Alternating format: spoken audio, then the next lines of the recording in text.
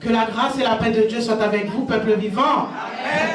Que la grâce et la paix de Dieu soient avec vous. Amen. Ah, je suis très heureuse d'être parmi vous ce matin pour porter la parole du Seigneur. C'est une faveur, c'est une grâce que l'Éternel me fait. C'est pas quelque chose que je ne mérite, mais c'est une grâce. À chaque fois que j'ai l'occasion de prendre le micro ou bien même de parler de Dieu, quelle que soit l'occasion, c'est une faveur, c'est une grâce que l'Éternel me fait. Alors moi, je me présente, je suis évangéliste Edna ou sœur Germain, comme vous voulez. Je persévère à l'église Armée du Christ, dirigée par le couple pastoral Voltaire.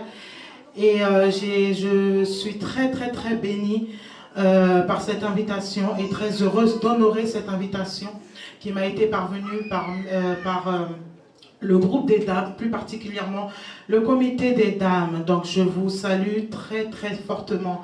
Je salue également les pasteurs, le comité de cette église, d'accepter que je vienne partager la parole de Dieu. Amen. Et je salue l'église tout entière, enfants comme dames, comme hommes. Amen. Amen. Alléluia. Déjà, combien de temps j'ai, s'il vous plaît? Il est 12h51.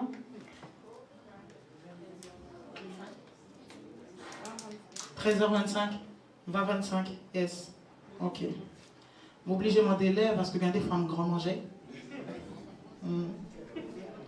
Faut respecter l'heure. Amen. Je suis honorée aussi d'être accompagnée par mon mari et ma fille. Je vais juste lui demander de se mettre debout. Il va juste faire un coucou à l'église.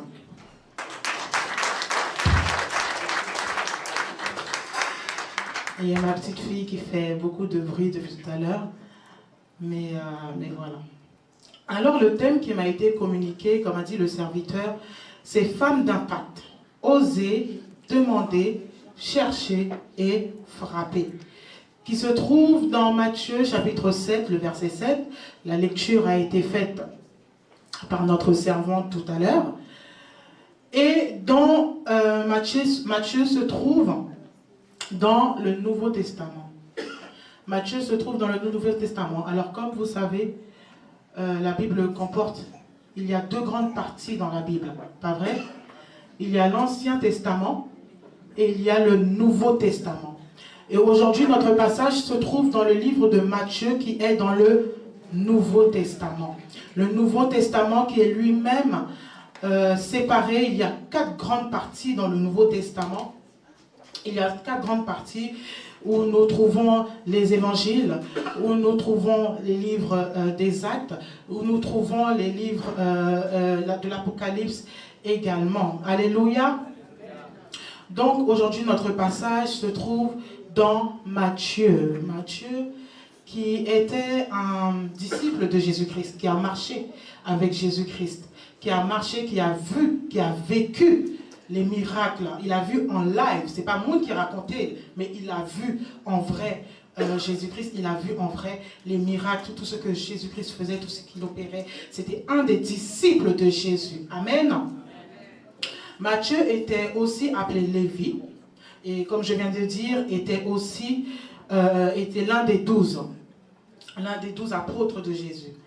Donc, dans le passage où nous nous trouvons, dans le livre de Matthieu, le chapitre 7, Matthieu, l'apôtre Matthieu, nous relate, l'évangéliste Matthieu, comme vous voulez, nous relate le premier serment. Là, on est dans le premier serment, parce que lorsqu'on prend à partir du chapitre 1er, il y a divers sujets, on nous donne la généalogie de Jésus-Christ, etc., etc. Et lorsque l'on arrive à partir du chapitre 5, il y a Jésus-Christ qui est sur la montagne et qui commence à enseigner ses disciples, qui commence à prêcher ses disciples, qui commence à parler à ses disciples. Je dis à ses disciples, bien qu'il y avait la foule, mais lorsqu'on va plus loin dans le chapitre 5, je le crois, dans les premiers versets, c'est lorsque les disciples se sont assis autour de Jésus. Et la parole nous dit, Jésus ouvrit la bouche et les enseigna. Ce matin, le thème, c'est femmes d'impact. femme d'impact, oser, demander, chercher, frapper. Mais si je devais demander à chacun d'entre nous, chacune d'entre vous, qu'est-ce que c'est qu'une femme d'impact? Parce que c'est vrai qu'on entend souvent, moi je veux être une femme d'impact, je veux être un homme d'impact, je veux être une personne d'impact. Mais qu'est-ce que c'est? Lorsque je suis allée chercher la définition d'impact, j'ai trouvé cela. Avoir un effet direct sur quelqu'un ou sur un groupe de personnes. C'est avoir des conséquences, affecter la vision, la mentalité et ou le comportement. Donc quelque chose qui impacte. Par exemple, si on va dire, exemple, je suis une femme d'impact et j'impacte la sœur Michel qui est en face de moi, cela voudrait dire que tout ce que je fais, tout ce que je vais faire va avoir une influence sur elle parce qu'elle va me prendre comme modèle. Et mes bien-aimés, on ne peut prendre ce thème sans faire la différence entre deux sortes d'impact. Il y a la femme d'impact, l'homme d'impact selon le monde. Il y a la femme ou l'homme d'impact selon Dieu. Lorsqu'on regarde les femmes d'impact selon le monde, ou les hommes, c'est souvent des personnes qui occupent un grand poste, pas vrai? Souvent, nous avons peut-être avocats, peut-être docteurs, les politiciens, les influenceurs de nos jours, ce sont des personnes d'impact parce que beaucoup de personnes les suivent. Ce sont des personnes peut-être qui sont dans une grande famille. Il y a des personnes qui ne font rien, mais parce qu'elles viennent, elles portent un grand nom de famille. Dès qu'elles arrivent quelque part, elles donnent leur nom de famille. On les considère parce que leur nom de famille, leur famille, c'est une grande famille, une famille reconnue. On peut voir que, selon le monde également, surtout dans des milieux d'autres, une personne d'impact, ça peut être une personne qui sait bien parler le français. Une personne d'impact, tout dépend du milieu où la personne se trouve. Ça peut être une personne qui sait bien parler l'anglais. Une personne qui parle bien l'anglais peut venir là parce que je ne sais pas parler anglais, je reste comme ça devant elle. Je suis stupéfait. Et je la suis, je l'écoute. Elle m'influence sur le moment parce qu'elle parle, elle fait quelque chose que je ne connais pas. Mais il y a être une femme d'impact, un homme d'impact, selon Dieu. Selon Dieu. Lorsque j'ai recherché c'est quoi être une personne d'impact selon Dieu, surtout une femme d'impact, vu le thème et l'occasion d'aujourd'hui, je peux dire en une phrase très courte qu'une femme d'impact, c'est Proverbe chapitre 31, versets 10 à 31, en personne. Est-ce qu'on peut afficher ce pour moi, s'il vous plaît? J'aurais aimé vous dire des mots plus pour définir la femme d'impact. Mais lorsque j'ai cherché dans ma Bible, Seigneur, qu'est-ce qu'une femme d'impact pour toi? Une bonne femme qui a une bonne influence pour toi. En une phrase très courte. Une femme d'impact, une femme d'influence. C'est Proverbe chapitre 31, versets 10 à 31. Qui se trouvera une femme de valeur? Elle a bien plus de prix que des coraux. Son mari a confiance en elle. Il ne manquera pas de bien dans sa maison. Tous les jours de sa vie, elle lui fait du bien et non du mal. Elle cherche avec soin du lin et de la laine et les travaille de ses mains avec plaisir. Comme un vaisseau marchand, elle apporte de loin en son logis des vivres. Elle se lève quand il fait encore nuit, pourvoit en nourriture sa maisonnée. Elle donne ses instructions à ses servantes. Elle pense à un champ, alors elle l'achète. Du fruit de son travail, elle plante une vigne. Avec plein d'énergie, elle se met à l'œuvre de ses bras affermis. Elle constate que ses affaires marchent bien. Jusque tard dans la nuit, sa lampe est allumée. Ses mains filent la laine et ses doigts tissent des vêtements. Elle ouvre largement la main à l'indigent et tend les bras aux pauvres. Pour elle, quotidien, peu importe la neige, car toute la famille est revêtue de doubles vêtements. Elle se fait des couvertures, elle a des vêtements de fin lin et de pourpre. Son mari est connu aux portes de la ville, car il y siège avec les responsables du pays. Elle confectionne elle-même des habits et les vend, ainsi que des ceintures qu'elle cède aux marchands. La force est une grande dignité, et une grande dignité lui servent de parure. C'est avec sourire qu'elle envisage l'avenir. Ses paroles sont sages, elle dispense avec bonté l'enseignement. Elle veille à la bonne marche de sa maison et ne se nourrit du pain ne se nourrit pas du pain de la paresse. Ses filles se lèvent, la disent bienheureuse. Son mari aussi fait son éloge. Il y a bien des filles qui montrent leur valeur, mais toi, tu les surpasses toutes. Or, le charme est trompeur, la beauté fugace. La femme qui craint l'Éternel est digne de louange. Donnez-lui donc le fruit de son travail, qu'on dise ses louanges aux portes de la ville pour tout ce qu'elle fait. Parole du Seigneur. Amen, gloire à Dieu. Donc, dans la lecture, on trouve plusieurs vertus de la femme de valeur, plusieurs qualités de la femme vertueuse.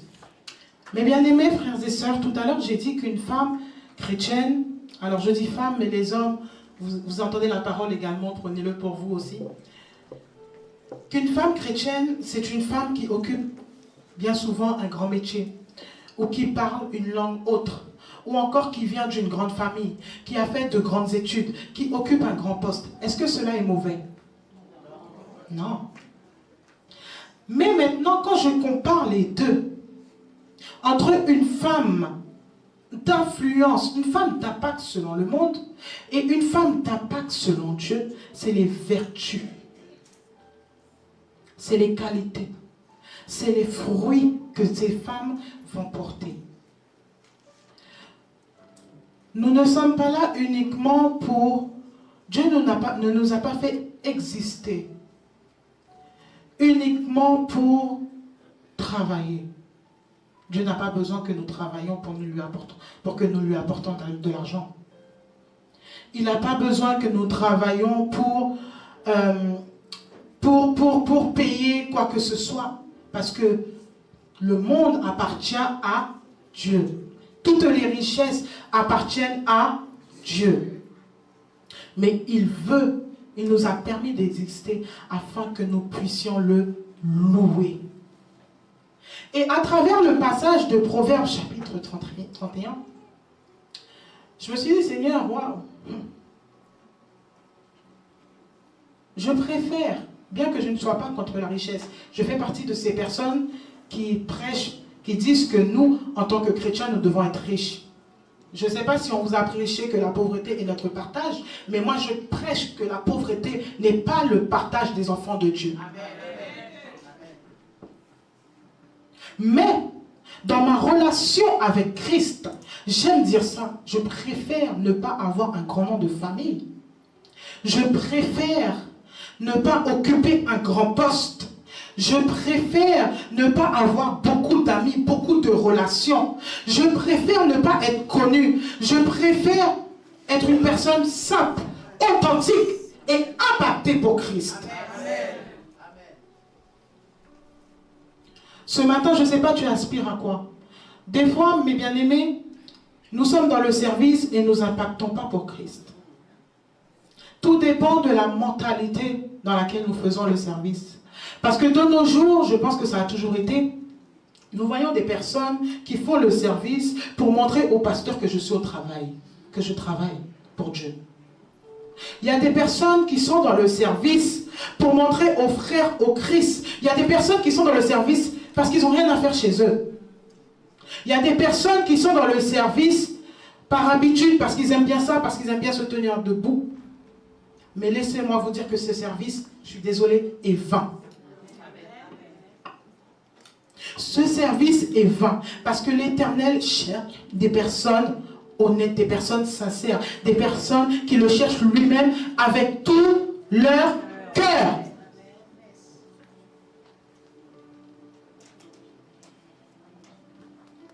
Impacté. Peut-être que pour toi, venir à l'église le dimanche n'est qu'une habitude. Que peut-être que pour toi, même prier est qu'une habitude. Je le dis, oui, il y a des personnes qui prient par habitude, mais qui ne prient pas parce qu'ils veulent avoir une relation plus poussée avec Dieu. Ah, ça t'étonne peut-être. Dans quel but tu pries? Dans quel but lorsque tu viens à l'église? Dans quel but tu viens à l'église? Est-ce que c'est parce que depuis leur pitié, vous faites dans l'évangile? Donc, ou prendre ton couillon habitude? Ou tout garder habitude là, ou continuer à venir? Est-ce que c'est parce que toi, homme marié, ta femme est chrétienne et ta femme te force à venir à l'église? Est-ce que peut-être, ou toi, la femme, ton mari te force à venir à l'église? Ou peut-être vous les jeunes, ce sont les parents, les tantes, la famille qui vous forcent à venir à l'église? Ou est-ce que c'est parce que, comme la Bible le demande, tu viens passer un temps fraternel en rendant à l'Éternel des cantiques et des actions de grâce? Mais bien aimé, il est temps que nous prenions l'évangile au sérieux. Je ne sais pas si vous avez remarqué, mais dehors, il y a beaucoup de vents qui sont agités. Dehors, le malin, lui, il ne joue pas. Et ils n'ont pas peur de se montrer d'ailleurs. D'ailleurs, si vous ne pas veillé, il y a marché sous.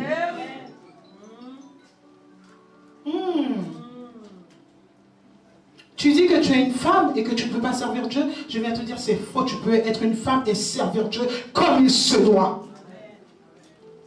Tu penses peut-être que tu dois être riche pour servir Dieu. Je viens te dire que c'est faux. Avec ce que tu as, tu peux servir Dieu. Du moment que tu le sers de tout ton cœur.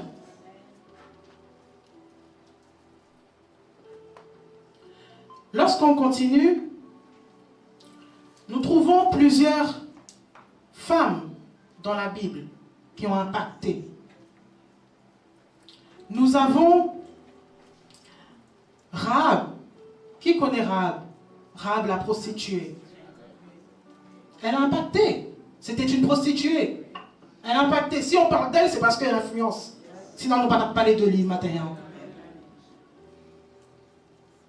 Par sa foi, par son audace, par son courage, lorsqu'elle a caché les 2 espions chez elle. Et courage était gagné. Elle avait une foi, elle croyait au Seigneur. Elle a déclaré qu'elle croyait au Seigneur. Et elle a caché les 2 espions chez elle.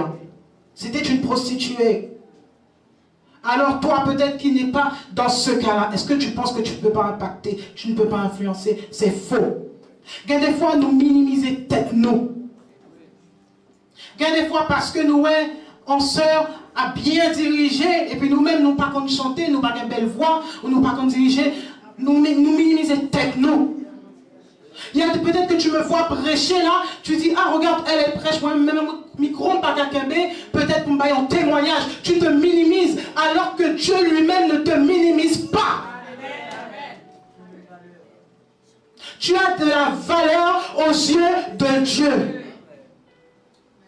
Peu importe ta situation, peu importe ta nationalité, peu importe dans quelle famille ou sortie,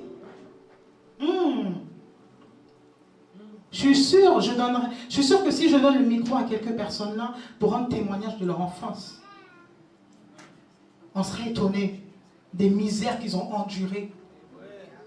On serait enduré des jours qu'ils ont fait où leurs parents ne pouvaient pas leur donner à manger. Ah, moi j'ai l'habitude d'entendre cela.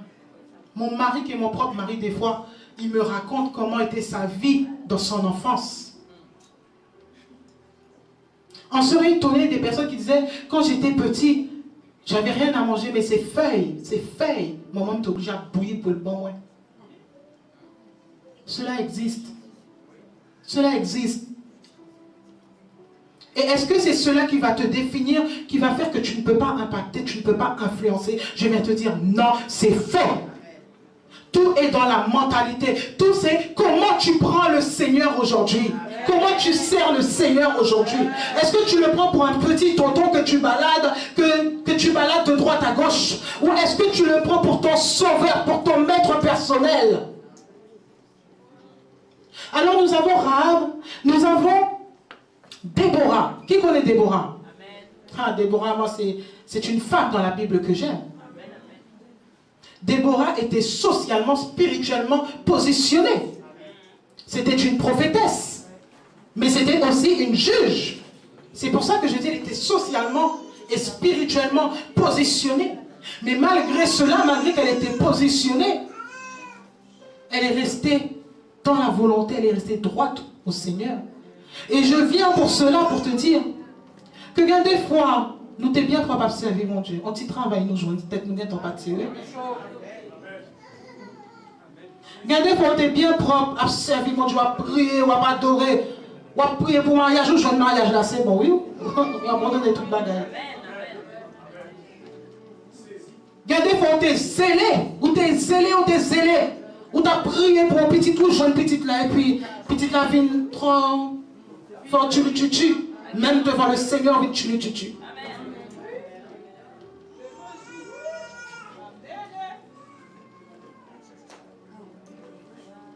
Je viens te parler d'impacter. D'impacter pas pour le monde, mais d'impacter pour Dieu. Surtout nous, notre communauté haïtienne, l'ITAN, il est pour nous lever. Il est pour nous aider dans un petit coin. Et puis, n'a pas occupé, bah, bon Dieu, pas même d'accord même. Nous étions dans la division, on en parlait, si, n'envoyez ça. Au lieu de s'occuper des affaires de Dieu, au lieu de proclamer qu'il est Dieu, au lieu d'aller chercher les âmes perdues dehors, qui ont soif, qui nous attendent, qui entendent la révélation des fils de Dieu.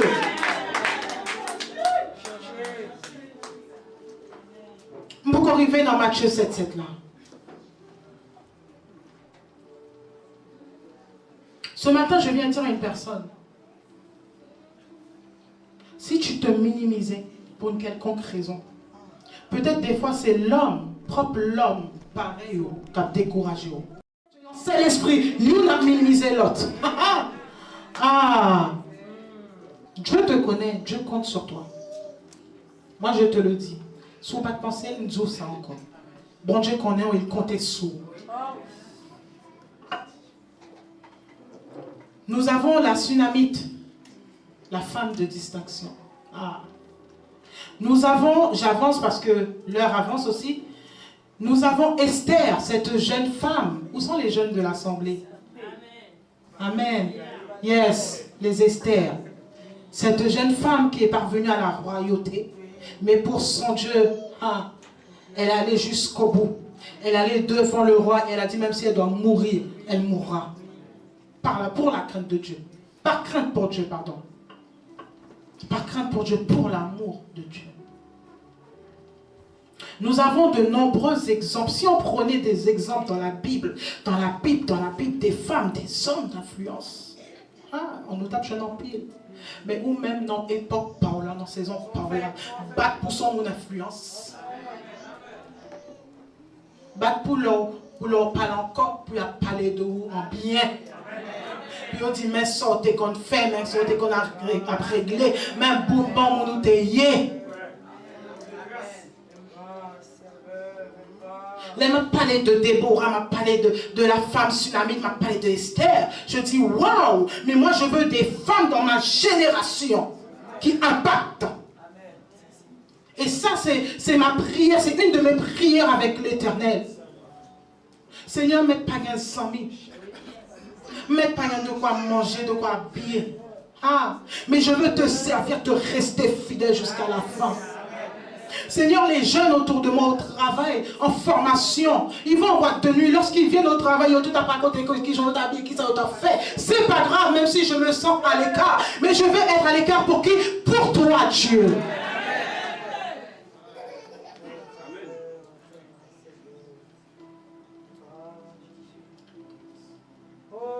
Nous trouvons aussi des femmes de notre génération. Qui connaît Catherine Kuhlman?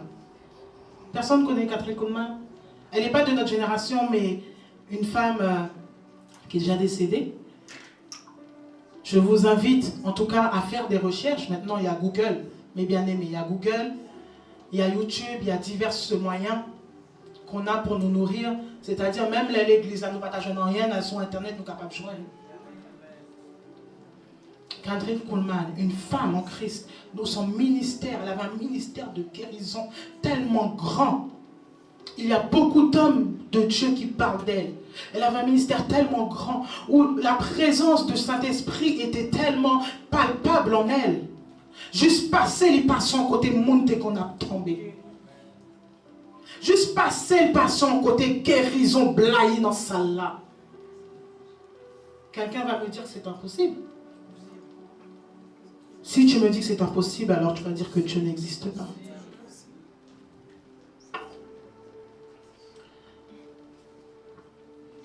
Nous devons rester dans l'hospitalité. Les femmes, vous êtes belles. Aujourd'hui, vous êtes toutes belles, vous êtes brillantes, vous illuminez cet espace. Mais recherchez les vertus de Dieu. Pas chercher placement en l'homme.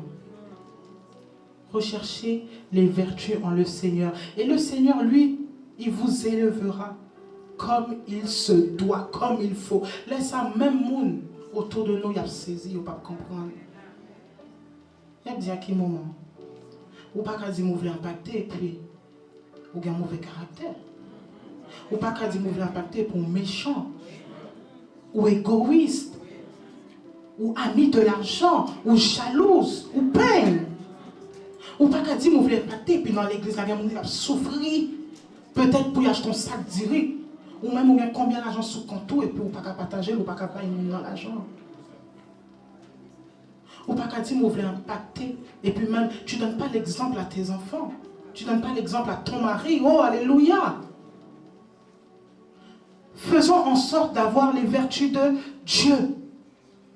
D'être amour, parce que notre Dieu est amour. D'aimer notre prochain, parce que Dieu nous demande, c'est le deuxième commandement, d'aimer notre prochain. Lorsque nous avançons, et là nous rentrons dans le chapitre 7, le verset 7, je vais faire de manière très courte, il me reste 5 minutes.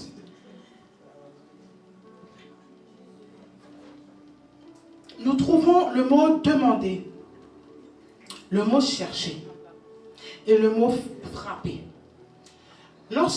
Si on s'arrête sur demander, nous voyons que demander vient du mot grec qui se dit aiteo, A-I-T-E-O, aiteo. Et lorsqu'on va dans la racine de ce mot, nous voyons que ce mot demander veut dire quoi? Ça veut dire réclamer, solliciter, prier. En d'autres termes, lorsque Jésus-Christ disait demandez et l'on vous donnera, il disait priez, sollicitez-moi, priez-moi, demandez-moi, venez à moi.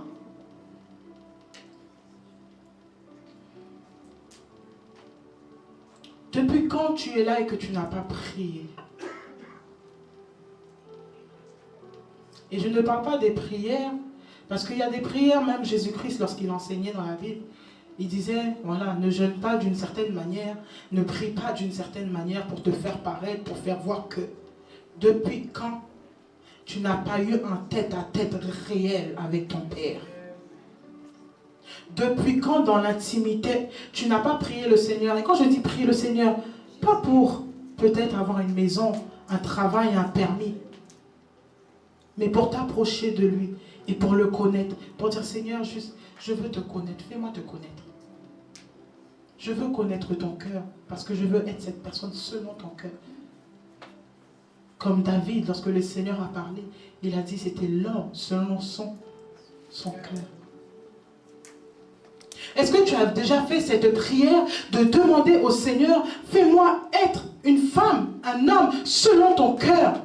Non pas selon les codes du monde, mais selon ton cœur, selon tes principes, selon toi, Seigneur. Fais-moi être une personne selon toi. Fais-moi marcher comme tu veux que je marche. Fais-moi courir comme tu veux que je cours. Fais-moi parler, fais-moi m'habiller comme tu veux que je m'habille. Demandez au Seigneur Oui, des choses matérielles, on a le droit, c'est un droit. C'est un droit. Mais pas plus que ta relation intime avec le Seigneur. Dans Philippiens, chapitre 4, le verset 6, nous avons cette parole qui dit « Ne vous inquiétez de rien, mais en toute circonstance, demandez à Dieu, dans la prière, ce dont vous avez besoin, et faites-le avec un cœur reconnaissant. Et la paix de Dieu qui dépasse tout ce que l'on peut imaginer, gardera vos cœurs et vos pensées en communion avec Jésus-Christ. » Lorsque nous allons dans Luc, est-ce que vous pouvez l'afficher? Luc chapitre 18, verset 1er à 8. Luc chapitre 18, verset 1er à 8. Là, nous sommes toujours dans demander. Parce que le verset dit demandez et l'on vous donnera. Cherchez et vous trouverez. Frappez et l'on vous ouvrira. Je lis rapidement. Luc chapitre 18, verset 1er à 8. Jésus leur adressa une parabole pour montrer qu'il faut toujours prier et point se relâcher. Il dit, il y avait dans une ville un juge qui ne craignait point Dieu et qui n'avait d'égard pour personne. Il y avait aussi dans cette ville une veuve qui venait lui dire, fais-moi justice de ma patrie adverse. Pendant longtemps, il refusa, mais ensuite il dit en lui-même, quoique je ne craigne point Dieu et que je n'ai d'égard pour personne, néanmoins, parce que cette veuve m'importune, je lui ferai justice afin qu'elle ne vienne pas sans cesse me casser la tête. Le Seigneur ajouta, entendez ce que dit le juge inique.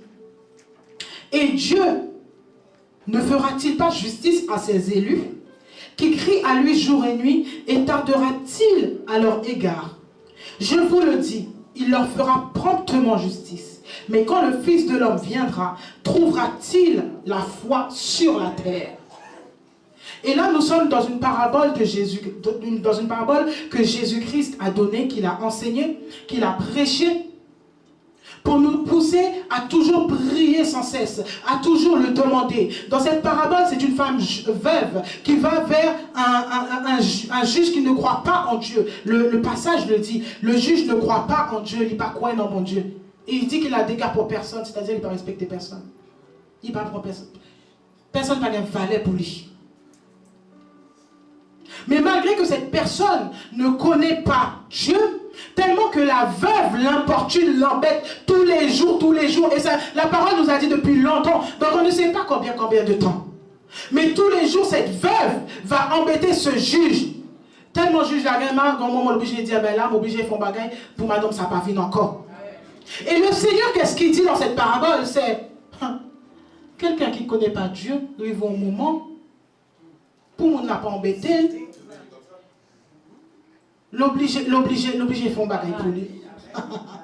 Et Dieu même, notre Père Céleste qui est aux cieux, qui fait grâce à ses élus.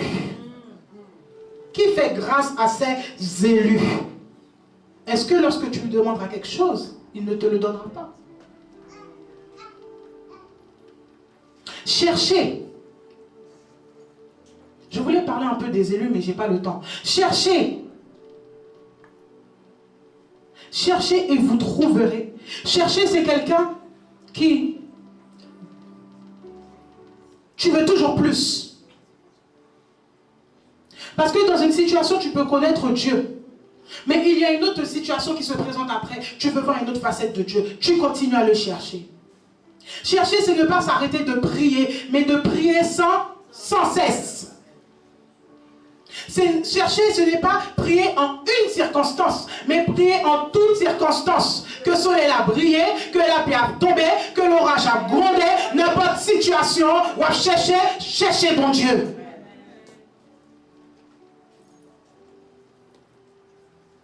Frapper. Frapper. Frapper, ça veut dire la même chose que demander et chercher. Pour faire court. En d'autres termes, ce verset est un verset de prière. C'est un chemin Et c'est un enseignement que, c'est pas, parce que dans la Bible, des fois, ce sont les serviteurs inspirés, bien sûr, du Saint-Esprit. Mais là, c'est un enseignement, nous sommes dans l'Évangile. C'est-à-dire que c'est un enseignement que Jésus-Christ lui-même a donné. C'est-à-dire que c'est un chemin que Jésus-Christ lui-même a tracé pour que nous puissions aller dans la prière vers lui, vers son Père.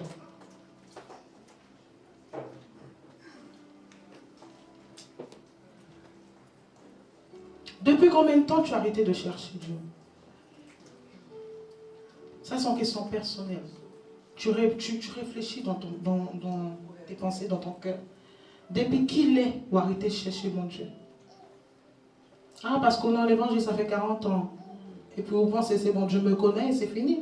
Hein? Parce que ta mère, c'est une femme de prière, tu dis que tu n'as pas besoin de chercher Dieu. Ah.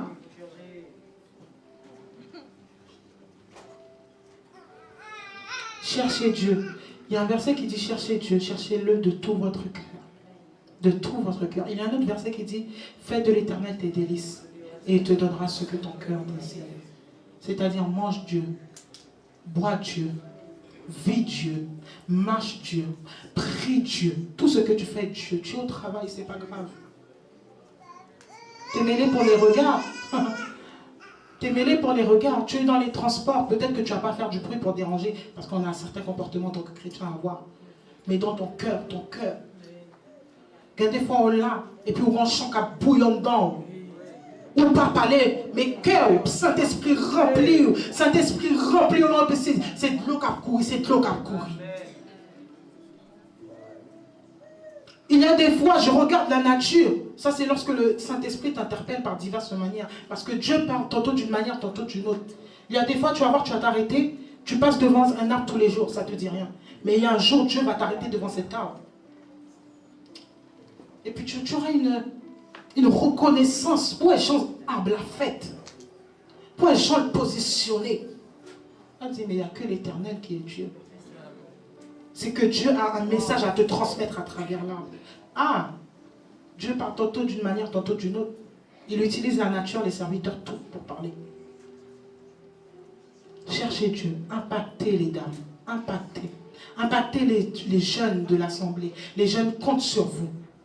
Impactez votre entourage dans le travail, votre foyer, vos maisons.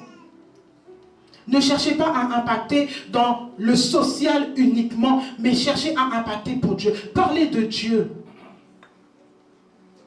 Et l'on vous reconnaîtra à votre fruit. Parce que quand pile mon Noël là le dimanche, je dis, il n'y a pas impacté, mais nous pas qui fruit au poté. Je suis désolé si je froisse quelqu'un. Jésus-Christ lui-même a dit, dans le livre de Luc, on les reconnaîtra à quoi? À leurs fruits. Et pas moi qui dis, non. On les reconnaîtra à leurs fruits. Qui fruit ou poté? Ça sont questions personnelles. Qui fruit ou poté matin? Alléluia. Qui fruit ou poté? Est-ce que c'est chita, on vient chita là chaque dimanche seulement, mettez belle rade et puis vient chanter?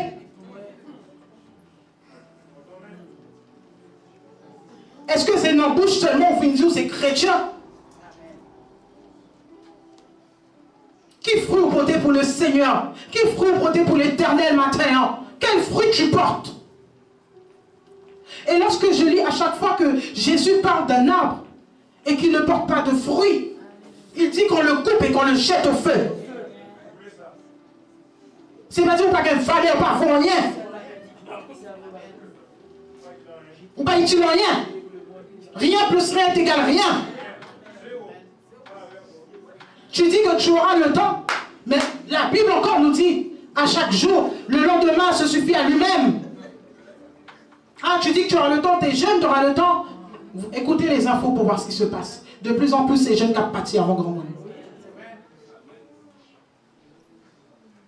Tu dis que tu es dame, je termine, ne vous inquiétez pas. Tu dis que tu es dame, ou bien trop de responsabilité là, il faut faire manger à midi, il faut faire manger à 19h du soir. Le matin, il faut faire petit déjeuner pour Marie. Ok.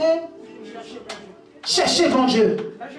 Et cela n'empêche pas, l'un n'empêche pas l'autre, parce que Dieu nous demande de prendre soin, comme on l'a vu dans Proverbe 31, de prendre soin de quoi? De notre maison. Mais organisé, on pourra faire ça chez mon Dieu. Ah, des hommes où tu vas travailler matin, midi et soir pour amener de l'argent, pour amener à manger à la maison.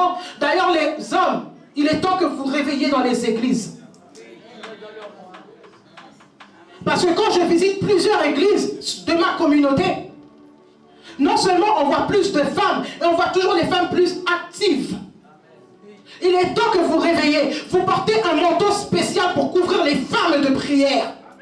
Et ce que je dis est très sérieux. L'homme, un homme responsable, couvre sa famille par la prière. Couvre ses enfants par la prière. Je suis désolé les dames, vont-ils quitter nous?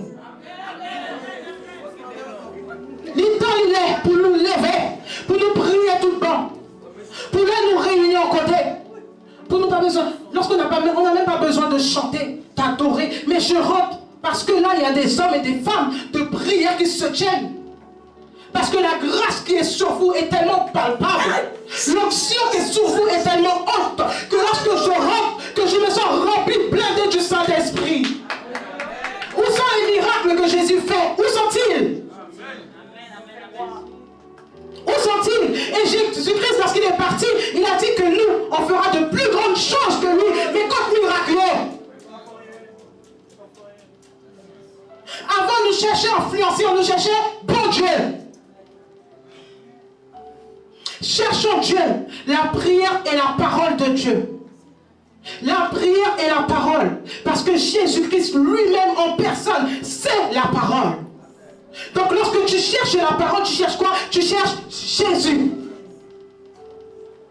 Nous parlons de l'étude biblique.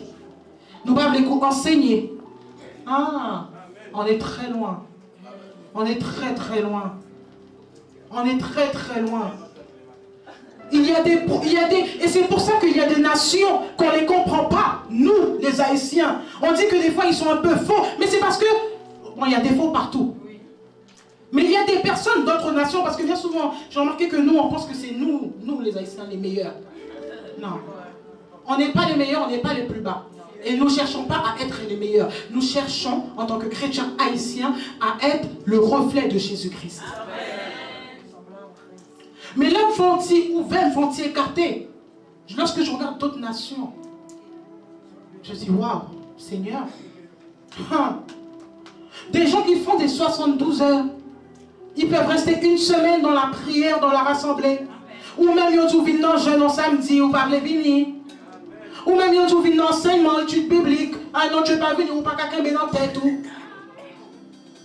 Ou venu le dimanche, on écoute des prédications. Côte stylo, côte carnet, on rentre de la caillou. Ou pas on fait Bible encore, c'est dimanche prochain, on va prendre Bible. Ah, tu crois pour devenir impactant, ça va être comme ça, de la bouche? Ah. Tu crois que pour devenir impactant, c'est comme ça? Chercher Dieu. Chercher Dieu, c'est tout ça. C'est ouvrir ta Bible. C'est apprendre les chants. C'est parler de Dieu, ton entourage. On est après les amis ou collègues ou pour parler de ça qui t'est passé dans le travail là. Relance à l'église. Mais tu sais quoi? J'ai ouvert la Bible, je suis tombé dans Matthieu 7,7. Je ne comprends pas ce verset. Viens, on médite dessus. Qu'est-ce que tu penses? Ah, c'est pas seulement pasteur, enseignant qui a prêché, ou même aussi qui a prêché. Pendant Wado a parlé comme on et puis on a prêché l'autre.